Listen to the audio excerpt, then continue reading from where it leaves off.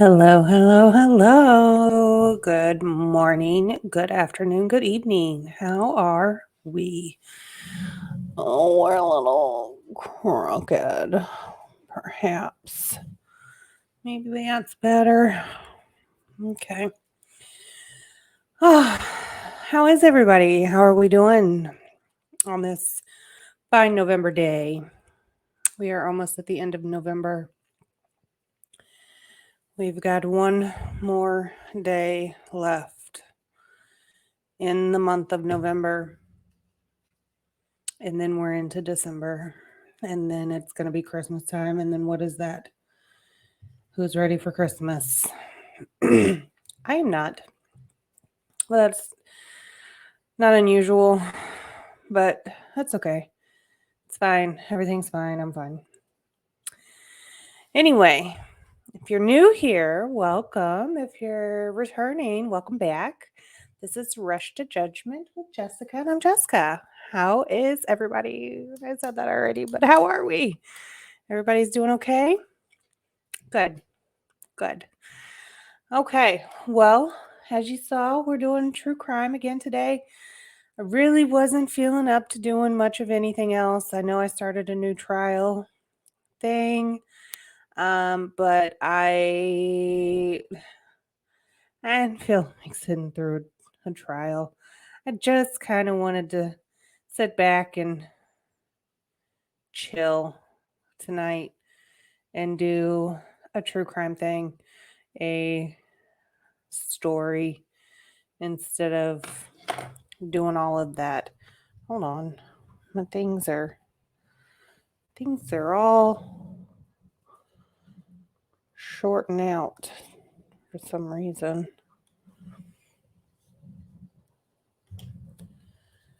They seem a bit loose. Surprise, surprise, I moved stuff around. So now it's all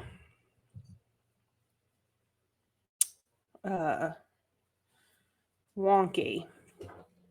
But I think I might have got a good setup this time. So here's to hoping. But yeah, so we are going to do just a quick little bit of some, just going to watch a little story here about a hiker in a tent found unalived, I believe. I think that's what the basis of this story is. Not really sure, but like I said, I don't pre-watch these, and I try to find ones that I haven't seen, which is kind of hard because I liked true crime a lot before I started this, so I watched a lot anyway prior to this. So, I mean, not that murder is hard to come by these days, but good stories are kind of hard to come by sometimes. So, yeah, so this one, we'll see what happens. And then, yeah, so we'll see. Like, comment, subscribe. Tell me what you think in the comments below. And if you have any good thoughts on a true crime story that you've heard of or you would like to see me comment on, put that in the comments below. Always up for suggestions. If I haven't already seen it, or if it's a episode of something that I haven't seen, I'm more than happy to watch. I not always familiar with a lot of things, especially things, I mean, obviously murders happen every day, so I mean, you can't possibly know every story everywhere. So I'm not acting like I know every story everywhere, but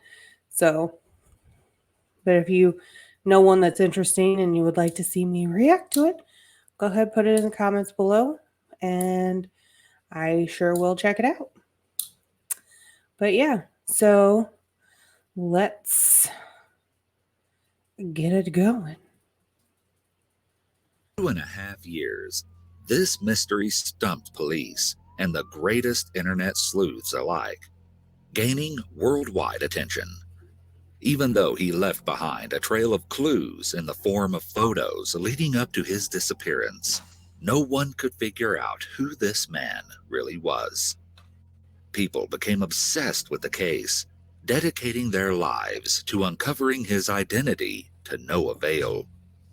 For years, it appeared that the real identity of the man called Mostly Harmless would never be uncovered. That is, until now. So sit Which is back good and pay because I attention, do not because like this unsolved is a weird one. crimes.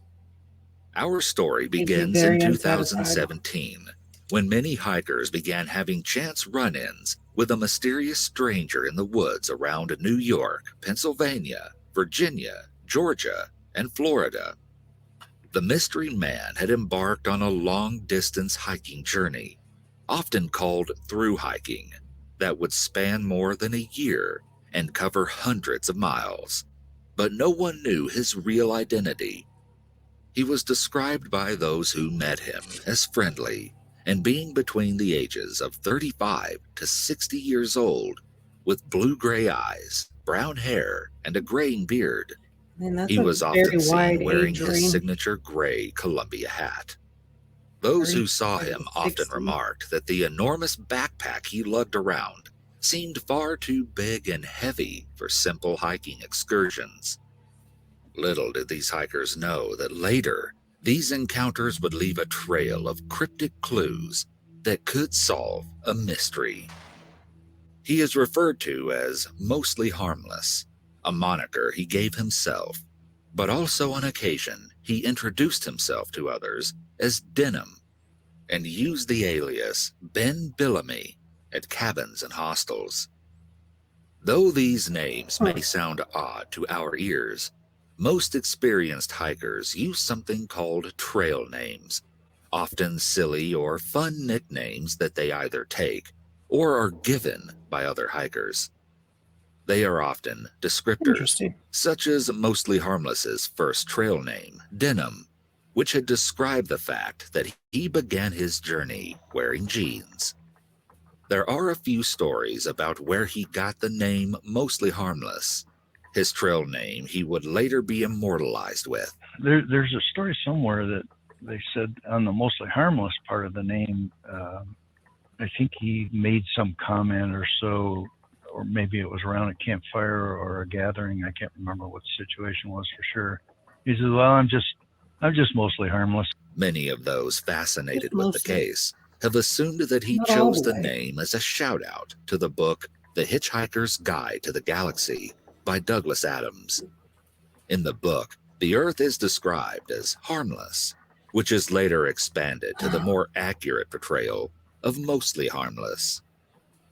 From what we can piece together, it appears that Mostly Harmless began his through-hiking journey somewhere in New York, then along the Appalachian Trail, hiking south to Pennsylvania, and then into Maryland. Along the way, he met many people, usually other hikers and explorers, some of whom we'll actually speak with in this video. With each encounter, he revealed pieces of himself. While in Virginia during the summer of 2017, he traveled for about 100 miles with 66-year-old hiker Obsidian. The unlikely pair soon found themselves to be quite similar. Both had to hike slowly due to their bad knees, and as they traveled together, he snacked on M&Ms and shared that he wanted to see a bear out in the wilderness. Although some hikers had given Obsidian bad vibes, Mostly Harmless was different. She said he made her feel safe. She later taught him an important survival skill, how to make a proper fire to ensure he would be able to continue his undesignated hiking journey. Despite how the pair grew close on the trail, the two never shared their real names, something common within the hiking community. She only knew that he went by the alias Ben Billamy when they signed in at hostels, and that he claimed he was from Louisiana and New York. Just before they eventually parted ways, they had this picture taken as they ate a meal together at Mountain Home, a hiker-friendly overnight cabin in Front Royal, Virginia. Continuing his trek through Virginia alone, Mostly Harmless met another hiker, Reddit user Fozig, who we actually interviewed. He shared his encounter with Weird us name. and told us his thoughts about the mysterious man. They had met at the Full Heart Knob shelter outside of Delville, Full Heart Virginia in Knob. mid-September. They were both headed south, and Fozig hadn't run into many other hikers. One of the reasons he specifically remembered his encounter with Mostly Harmless. Fozig was running low on water, and Mostly Harmless offered him a liter of the extra water he was carrying himself. At the time, he had introduced himself to Fozig as Denim. We chatted a little bit. I think he introduced himself as Denim because I think he started hiking in just straight denim clothing, which I found funny, but you're on the Appalachian Trail, so everything's a little odd. Though they were only in the same area for 2 days, Fozig remembered him well enough to remark on his impression of Mostly Harmless. It was pretty normal. I mean, I didn't get any weird vibes from him. That being said, I only got weird vibes from like 2 or 3 people the entire time I was hiking. So by early December, the mysterious man Weird had made vibes his from way lots along of the people. Appalachian Trail in northern Georgia, where he stopped inside the outdoor outfitting shop, Mountain Crossing. There, he met Matt Mason working inside, and the two struck up conversation. Mason was an experienced hiker, and Mostly Harmless asked him for a route to Key West, Florida. When Mason informed him that there was a map he could download to his phone to follow, Mostly Harmless informed him that he actually didn't have a phone. Mason recalled thinking, Odd. "Oh, this guy's awesome," before he offered to print him 60 pages of maps in exchange for $5. He later recalled that Mostly Harmless paid for the maps from an inch-thick wad of cash he had produced from his pocket. Before he continued his adventure, Mason asked to take a photo of Mostly Harmless. At first, he hesitated, before finally saying it was okay. The photo shows him appearing to be in good spirits, slightly smiling, and posing with a map titled Guide to the Pinhole Trail in Georgia. He's on the Mason run shared the from photo something. on Facebook, unknowingly revealing clues internet sleuths would eventually pore over, desperately trying to match the face to a name. This is Denim. He worked in the tech world for the last decade. In June, he went for a 2-week hike on the Appalachian Trail in New York. Today, he passed through the shop. Hiking over half the Appalachian Trail wasn't enough for him. He printed data and purchased maps to hike the Pinhoti Trail in Alabama. He has sights for Key West, Florida. Bon voyage, Denim. Others in the comments shared their encounters with the man on the trail. "I met him when he first started in New York," posted Chris. "We camped at the visitor center in Unionville. That's awesome." 2 weeks later, one of his friends in Alabama reached out to him to say that he had seen Mostly Harmless in the area, trekking through a snowstorm. Despite the harsh weather, Mason said, he was out there with a smile on his face, walking south. His next sighting was over a month later, all the way in northern Florida. He was spotted by the known trail angel, Kelly Fairbanks. Fairbanks frequently stopped on Highway 90 near where she lived to offer hikers food or showers. She was out on Highway 90 looking for an entirely different hiker when she saw Mostly Harmless walking alongside the road, and she pulled over to say hi and check to see if there was anything he needed. During their That was chat, very nice. Fairbanks said that she noticed that he looked rugged and tired. She said, "He had very kind eyes. I saw the huge beard first and thought it's an older guy, but his eyes were so young and he didn't have crow's feet. I realized he was a lot younger." The equipment he carried was both high-end as well as generic gear. Fairbanks noted his worn black and copper-colored trekking poles. Though mostly harmless claimed to be fine, Fairbanks recalled being worried for him because the trail he was on has a reputation for being confusing, especially when the Florida weather turned and became hot and muggy. She was also concerned because he had informed her that he didn't carry a phone with him and couldn't use a satellite map to guide him. Mostly Harmless had shown her the paper map he carried, with a crude line drawn over it where the trail should have been for him to follow. Fairbanks believed that going through the trail half-blind was naive, but she wished him well. It's not a smart idea. Mostly Harmless was officially seen for the last time by Mike Gormley on April 15, 2018, on the Florida National Scenic Trail in the swampy reservation area of Big Cypress. Who is? He shared his encounter with us in an exclusive interview, describing how he hitched a ride into town. He recalled that his encounter with Mostly Harmless But really, had who been a is complete brave chance enough to when do his stuff like driver this? noticed him on the side I would of the never. road. I had told my driver what I was doing, and he found it a little interesting, and he happened to see Mostly Harmless as we were driving down the road. I didn't, because my attention was the other way. And he says, well, there's a hiker right there. You want to go talk to him? I said, yeah. So we turned around, and when we came back, Mostly Harmless was actually taking a nap. Mike met Mostly Harmless only a week after having heard of him for the first time.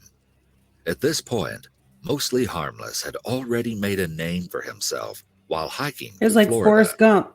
Mike often acted as a trail But he was angel, just hiking. leaving water caches out along the trails as a kind gesture for the other hikers. It was during a discussion of the water caches with another hiker that he first heard Mostly Harmless's trail name. The other hiker had remarked that she would tell Mostly Harmless about the clean water source, as he was hiking just behind her. When he met Mostly Harmless, Mike described his character similarly to many of the other hikers who he happened upon. Demeanor was a quiet guy, friendly, open to us being there.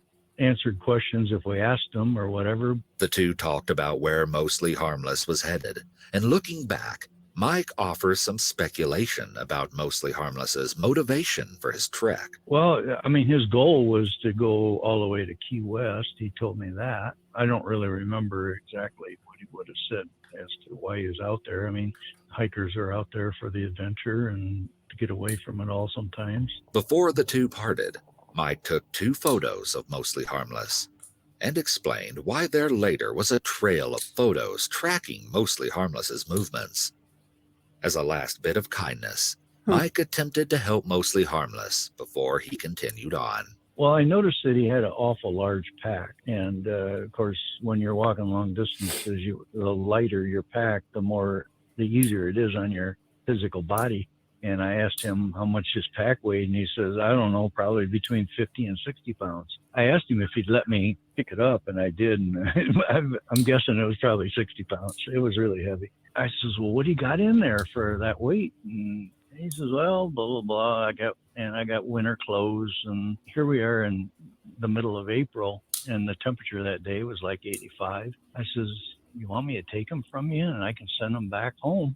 And he says, no, that's all right. I'll just keep them a little longer or something. Some people now speculate that the reason Mostly Harmless declined Mike's offer to send his winter clothing home was because he didn't want his family or friends to know where he was and to keep his identity a secret. Mike was the last person to see, speak to, and take a picture of Mostly Harmless. Just 99 days later, and 10 miles away, Mostly Harmless would be seen again, and it was this time that he would make headlines. 2 hikers, Nicholas Horton and Logan Bueller, were trekking their way through the Big Cypress National Preserve when they found themselves deep within the oppressive territory, struggling their way through heavy and thick humidity, weighing down their steps through swampy marsh. Why is that even fun? Snakes and alligators. Oh, God. As they trudged through the swamp, the pair had no idea that the disturbing discovery they were about to make would shock and captivate the internet. in the years to come. That's fun to people. Pausing to rest at I Noble's couldn't. camp, the hikers noticed a putrid What smell about hanging in the bugs? air. They began to follow it, Ugh. tracking its source down to a yellow tent. It was only up close that they Oh, saw no. boots sitting just beyond the tent flap. Thinking the man within the tent was asleep, Bueller shouted hello, but received no reply. Bueller. At first, the two hikers left the campsite alone and took some Bueller. time to recover from their treacherous journey. Curious to meet whoever was camping nearby, Bueller approached the tent and through the windscreen saw something he would never forget. Bueller had commented to Horton that, quote, "I don't think this guy's doing too well." Mostly Harmless was found on July 23, 2018.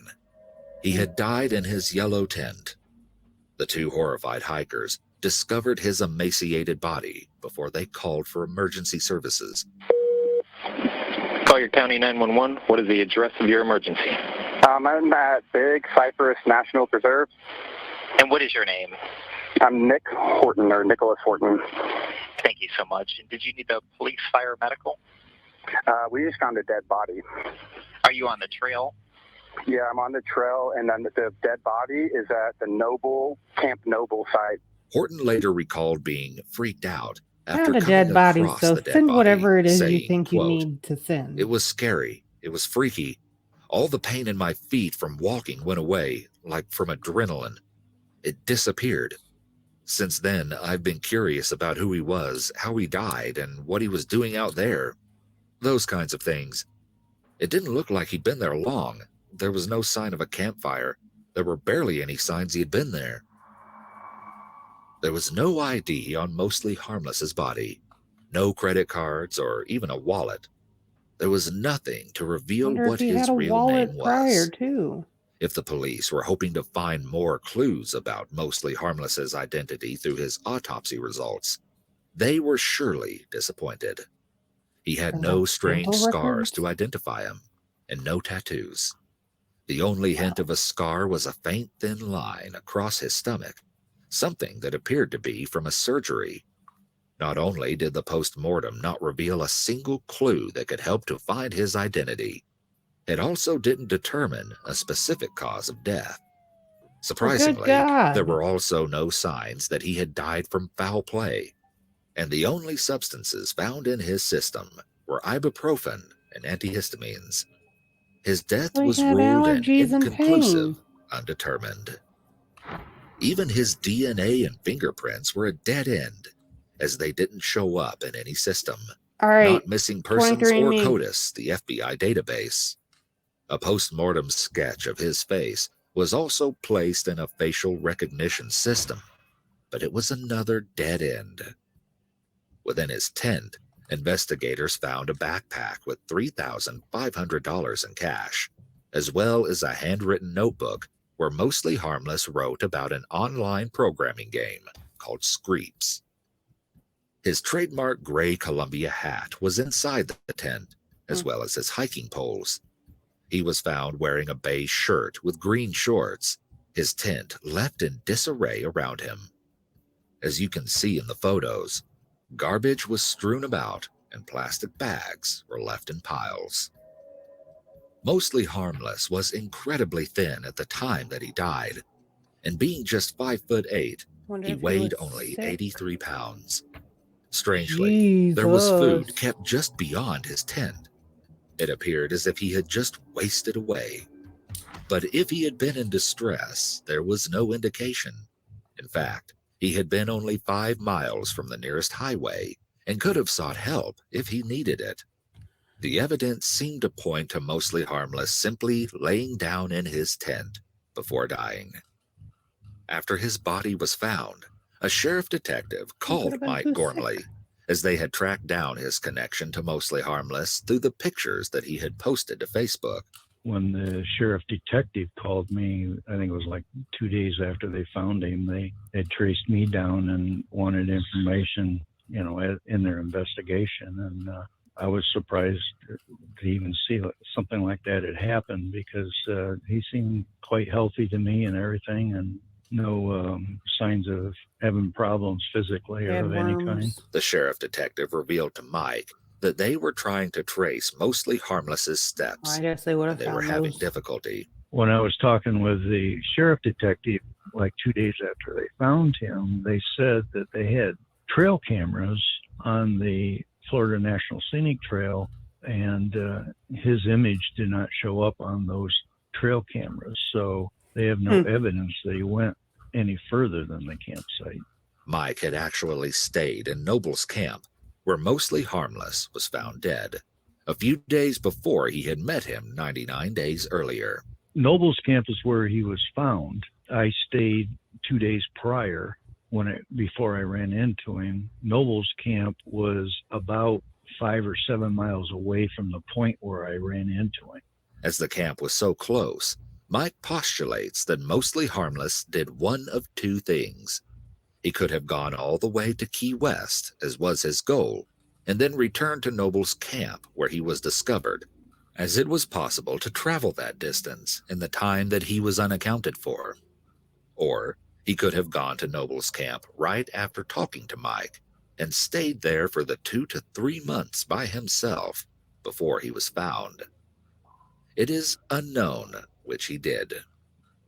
At a complete loss of where to begin an 'Cause nobody investigation, else saw as him law enforcement had very few concrete in clues to between build from, that time. they publicly released the postmortem sketch of Mostly Harmless, though at this time he was not even identified by that name. The slightly disturbing image shows him with his mouth gaping open in rictus, with eyes wide. His gray and dark brown beard is significantly longer and scraggly compared to the images of him in the photo with Hiker Obsidian. Investigators took note of how healthy and straight Mostly Harmless's teeth were, indicating that he had received frequent dental care since his youth. His bright white teeth are evident in the police sketch as well. Desperately seeking answers, investigators also released photos from his campsite in the hopes that someone would recognize the neon yellow tent, his black and copper hiking poles, or his boots. It wasn't long until trail angel Kelly Fairbanks spotted the image of Mostly Harmless and his campsite on her Facebook feed while she was at work. She panicked, instantly recognizing him as the man she had stopped and talked to 6 months prior on Highway 90. From his eyes, beard, and hiking poles, she knew it was the same man.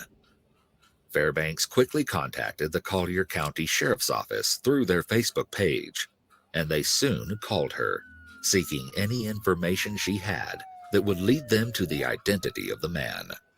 She sent them her 2 photos of Mostly Harmless and told them every small detail she knew about him. But none of it was enough to identify who he was. Oh my God, get to it. Who is he? Fairbanks went one step further. After speaking to the police and realizing that there was still so much unknown about the man who went by the name of Mostly Harmless, she shared the post about him on Facebook. It garnered dozens of responses. She also included her own pictures of the smiling Mostly Harmless. In this one, Mostly Harmless is holding the sticker she had given him. Most of the responses were from other hikers who had happened upon the kind stranger, exchanged some pleasantries, and maybe even gathered a few fleeting details about the mystery man. Soon, a timeline was constructed of where Mostly Harmless had been, built from stories from other hikers, though there were month-long gaps here and there where no one saw him. Through guesses and piecing information together, it is now believed that Mostly Harmless started his trekking journey in Harmon State Park in Sloatsburg, New York, though that lead never resulted in uncovering his name. With other cases of unidentified bodies found in the woods, internet sleuths can often hunt down who they are with only a few pieces of information. And at first, it seemed like that was going to quickly happen for Mostly Harmless. People were happily helping each other out, sharing what they had learned from Mostly Harmless when they met him, and even a few more photos, all trying to work together to find his true name. Soon, more details were revealed. Small things he had mentioned to people he encountered along his journey that later became massive clues. He told Fozig about how his hiking began, and Fozig speculated about his preparation for the enormous hiking adventure he undertook. And he told, like, we always ask, where'd you start? Are you through hiking, that sort of thing? And he mentioned he just like took the bus or the train from New York City to where it meets the Appalachian Trail and just started hiking. So, which is like really weird for people who are not through hiking the trail. But, you know, if you meet people on the trail, you're like, yeah, that sounds like a really good idea. Yeah, no, I get that. You know, most people will do like a little bit of planning for their hike, get their gear together. But if Just a little bit. Because you're hiking in jeans, probably didn't do that much prep. It sounds like this was his first hike ever, so he was just. What are you supposed to hike in? Apparently, he had I mean, a obviously preference for not ketchup and sticky buns. jeans. He told someone he lived in Brooklyn but and that he had started hiking in New York in April of 2017. hiking pants. In June 2017, he did a 2-week hike on the Appalachian Trail in New York. He stopped at mountain crossings in North Georgia before going through Hiawassee, Georgia. He told someone else that he had come from Baton Rouge, that he had started his hiking as a way to detox from his life working in the tech industry and to get away from the digital world. Fozig recalled that Mostly Harmless had talked about his work in IT. I do remember, I remember talking to him and he said he was in the, I'm going to say IT industry. I don't exactly know what he worked on, but he was pretty disgruntled with that. I don't know if that's the right word, but he just had enough of that. You know, people hike the trail for all reasons, but his seemed like he was just kind of done with the 9 to 5. Another hiker recalled that he had said he put his stuff in storage before leaving. While in Blue Ridge, he talked to a hiker and revealed that his dad was abusive and that he no longer spoke to either of his parents, but had a sister. Another person who had met him added that he said his sister lived in either Sarasota or Saratoga. He told someone to talk to, and that he had issues with his health and had wanted to take his planned trip while he was still able to. Though these pieces of Mostly Harmless's story build a picture, the small details did little to reveal his identity. Even beyond those who had met him, the mystery of an unidentified hiker appealed to many. Despite the countless photos he had taken with other hikers along his journey, no one could figure out who the man truly was. With so many pictures, it seemed it should have been easy to solve, and yet it wasn't. His uncrackable name led to the creation of multiple Facebook groups, all dedicated to sharing information and theories. And the theories ran rampant. One explored the possibility that Mostly Harmless could have possibly been a missing child from 1982, whose story had appeared on the Dr. Oz show. Others thought that he could have been on the run in Arkansas as a suspect for murder. Another considered that the trail name Denim hadn't come from the jeans he wore to hike, but rather that he had named himself Denholm, which is often pronounced similarly and alludes to a geek reference on a British series with a cult following, IT Crowd. However, none of these theories panned out. A thread on Reddit devoted itself to understanding Mostly Harmless's notes on Screep. Some of the words in his notebook the thread focused on were creep, spawn, and algae pond. Web sleuths had multiple active threads dedicated to Mostly Harmless. Here, an annotated timeline was constructed, mapping where Mostly Harmless was spotted along his trek. Some speculated that Mostly Harmless died because his knees gave out, as he was often seen wearing knee braces and carrying an enormous backpack. Like he would normally hike, I think he said like 8 to 12 miles a day. because he had some knee issues. This theory surmises that he became effectively trapped in his tent, unable to get help before he starved to death. So far, this theory appears the most logical, as his body was practically hollow when he was discovered, Oh my and the God. autopsy didn't reveal that he had suffered from a terminal illness, cardiac arrest, or anything else that may have killed him. Others speculate that he may have suffered from a cancer diagnosis and went out to complete his goal hike while he was still healthy enough to be able to do so, before finally succumbing to the illness in his Also tent makes sense. at Noble's camp. One branch of web sleuths was convinced that Mostly Harmless's real name was Daniel Charles Steen, a missing man from Schenectady, New York. He was 42 when he vanished on March 20th, 2017. Though the timing and place of his disappearance correlated with Mostly Harmless, Steen is reported as being 5'10" and wore glasses, which Mostly Harmless was never wearing. Though many were sure that Steen was the true Mostly Harmless, others dismissed the slight resemblance between the men. Many of those who became enthralled with the hunt for Mostly Harmless's true name were women. Some even commented that they were eager to help identify someone they found so attractive. Fairbanks had described him as a good-looking dude, while another woman on Facebook compared him to Brad Pitt, earning the response, "Actually, I think Mostly Harmless looks better," from another user. The mystery soon consumed people's lives, and they were determined to uncover Mostly Harmless's true identity. Jason Nark became invested in the Mostly Harmless case for an entire year, which isn't hard to do when the case is so intriguing. He chased leads, assembled a timeline, and talked theories over with others. His findings were published on the website Adventure Journal, filled with everything he had found out about Mostly Harmless. Even with all the information Nark collected, he never discovered his name. Another theorist who was pulled into the mystery of Mostly Harmless was Natasha Teasley. Teasley currently runs the Facebook group Unidentified Male Hiker Ben Bellamy 2018.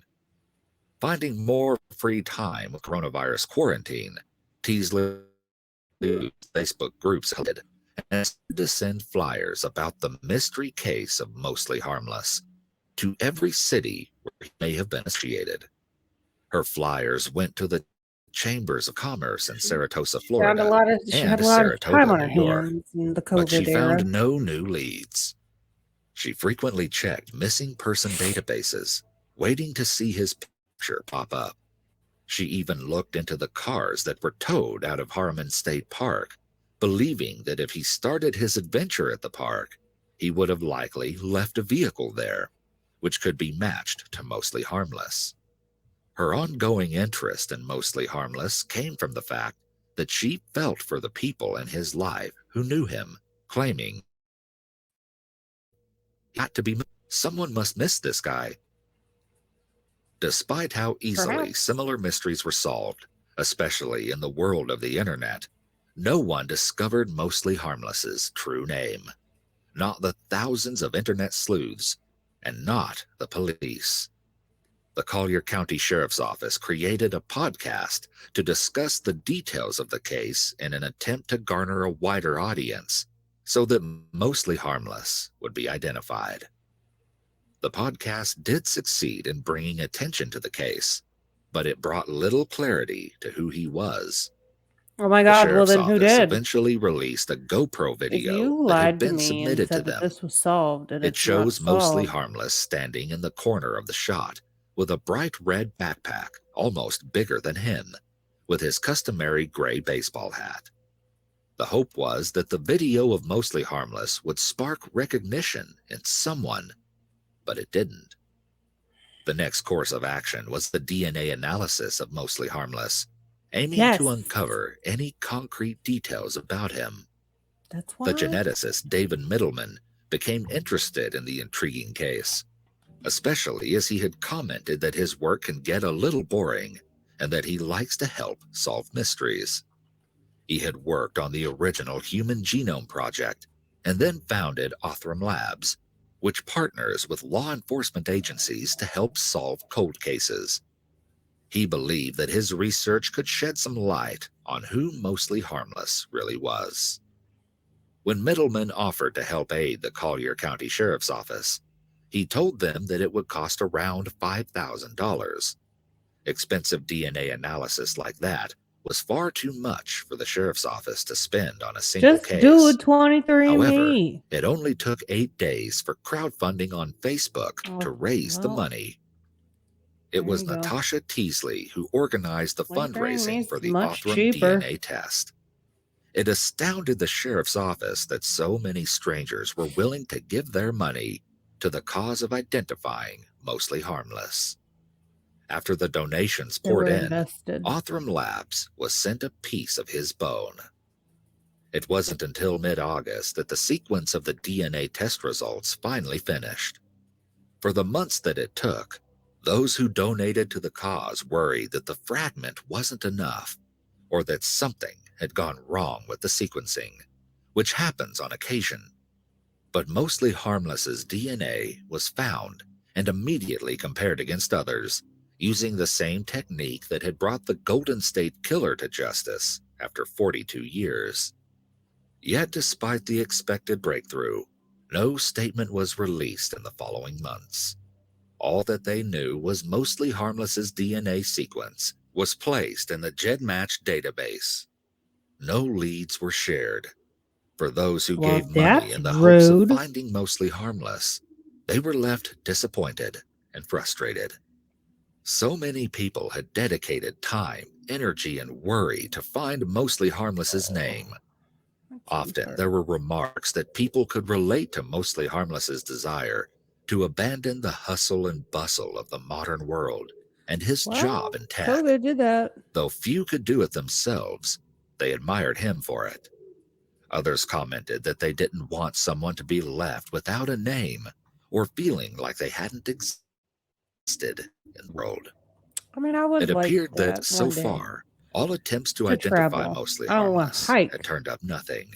Not Most a big people were left hiker. wondering why he hid his identity in the But I would first like to place, travel. and why, after years of being I'd missing, like to do no like the one who RV knew him had around come looking, and with no known cause of death. It places. isn't clear what went wrong. The van travel. Jason Narg, who dedicated a year to trying to uncover Mostly Harmless's identity, put it best in a Facebook post saying, "After all this work, it's only more of a mystery to me." And then, just like that, the case broke wide open. On the Facebook group called, quote, Unidentified Male Hiker Ben Billamy 2018, unquote. The news today is that we are mostly certain that we are at an ID. We will not give the name and photos until the information is 100% confirmed by authorities. Natasha Teasley was Well, the that's one just to a announce tease. that Mostly Harmless's identity had finally come up with a match. As she wanted to ensure accuracy, Teasley waited for a full confirmation before revealing his true name to the thousands of anxious and excited Facebook group members. Finally, after the 2.5 years of searching and waiting, Mostly Harmless's identity was released, although it hasn't yet been confirmed by authorities. His real name was Vance Rodriguez. These photos, supplied by a friend, show Vance in his younger years, and as you can see by comparing the images, the resemblance is undeniable. One shows a young Vance posing in a restaurant, another wearing a top hat with rabbit ears, and his alleged ex-girlfriend, who chose to be identified by the nickname Tuggy, posing behind him. The last photo is a selfie as he sits alone in his room. Other photos from Shopper's Choice, his previous workplace, clearly show the similarities when you compare the photos side by side.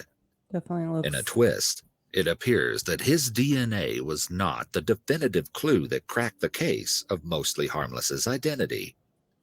Instead, The case was solved thanks to those who continued to share his photos on Facebook.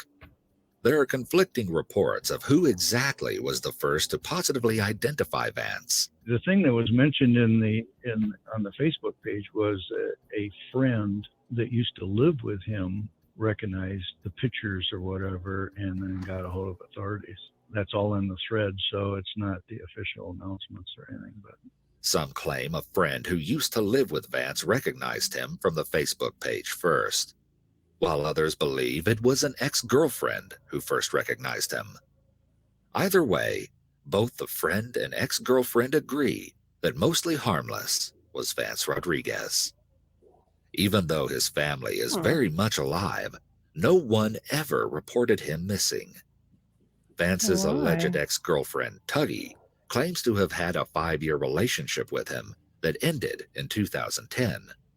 After finally seeing some of the many trail photos others had taken of Mostly Harmless, she has said that she is 100% sure that it is Vance in the pictures. Tuggy has said that the reason she came forward and is speaking about Vance is because she wants to help put his identity and who he was to rest. And she did just that. Soon, friends of Vance also came forward and contacted the Collier County Sheriff's Office to confirm the identity of Mostly Harmless as Vance Rodriguez.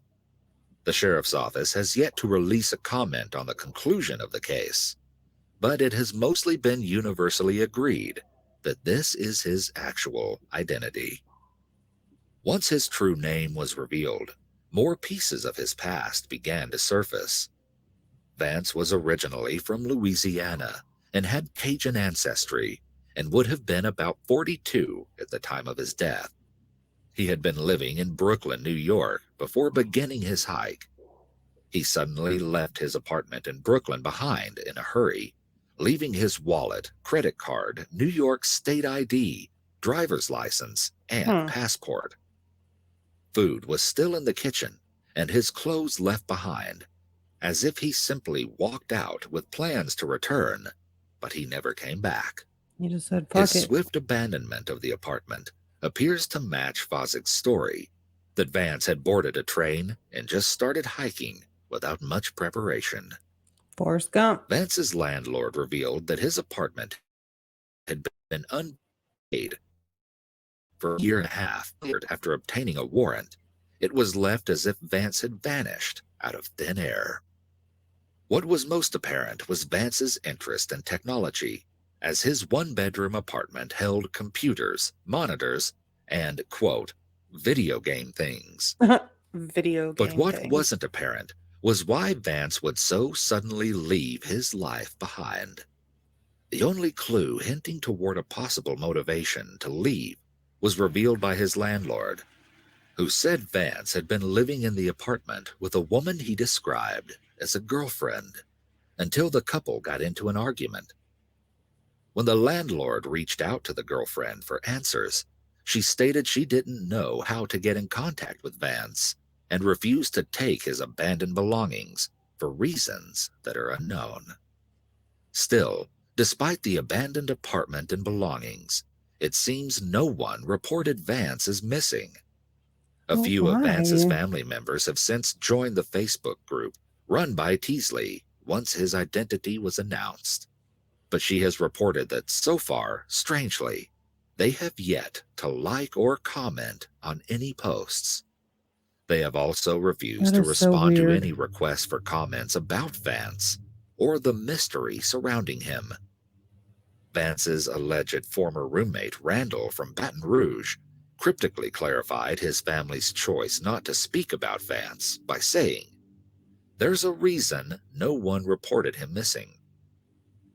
Despite the many stories that those interested in Mostly Harmless's case may have told themselves, such as him being a kind and shy man with thoughtful eyes and a sad expression, the true picture of who Vance was has only just started to reveal itself.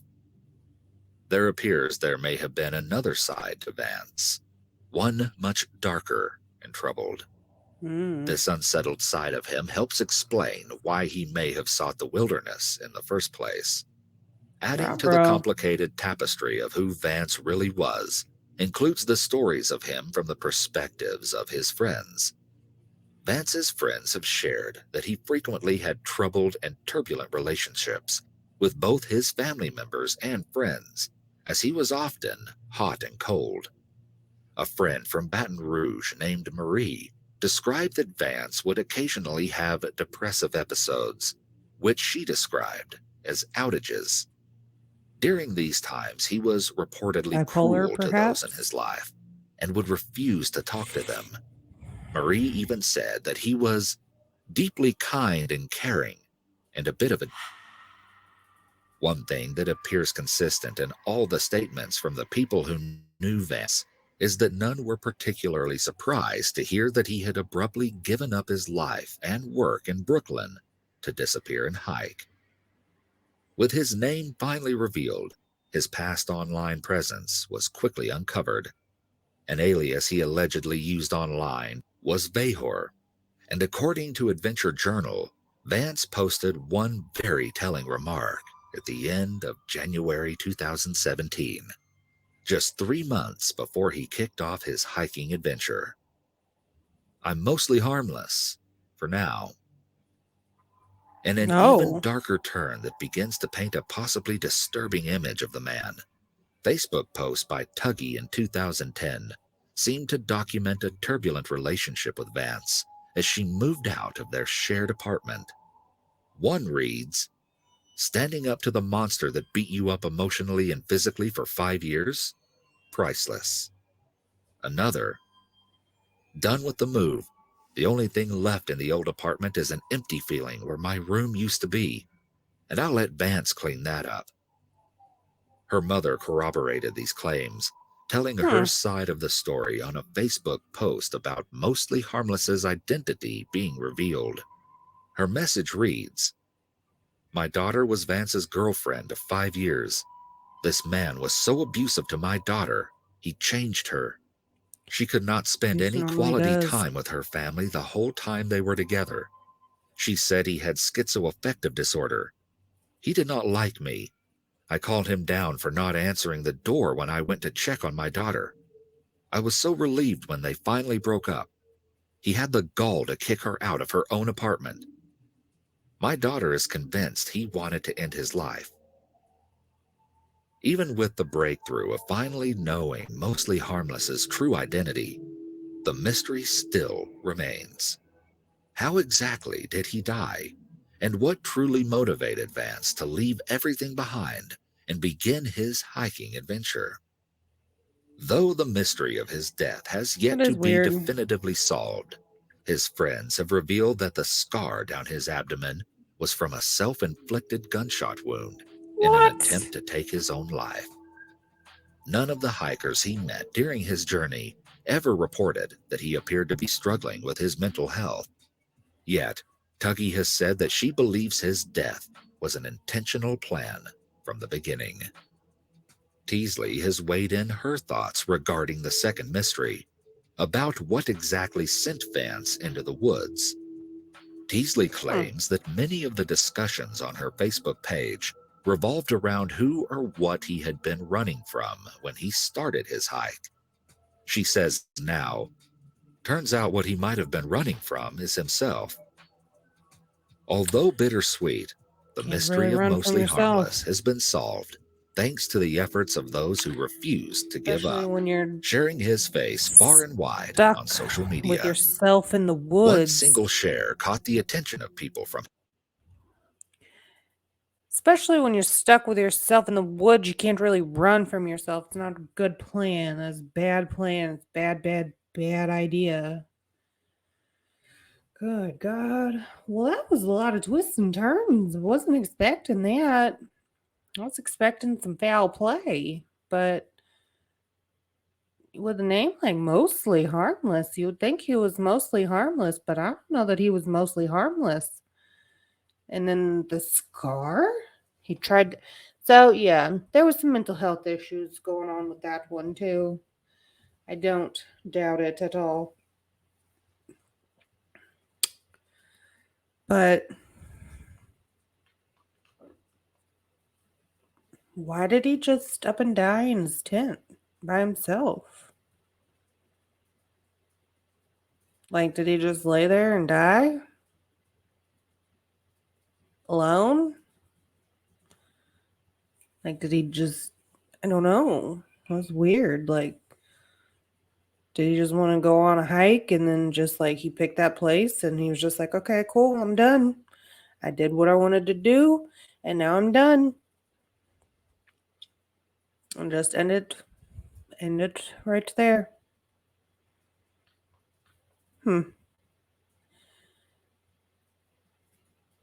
Well, then I was like, okay, well, the family didn't report him. That's sad. But then I guess, the family didn't report him because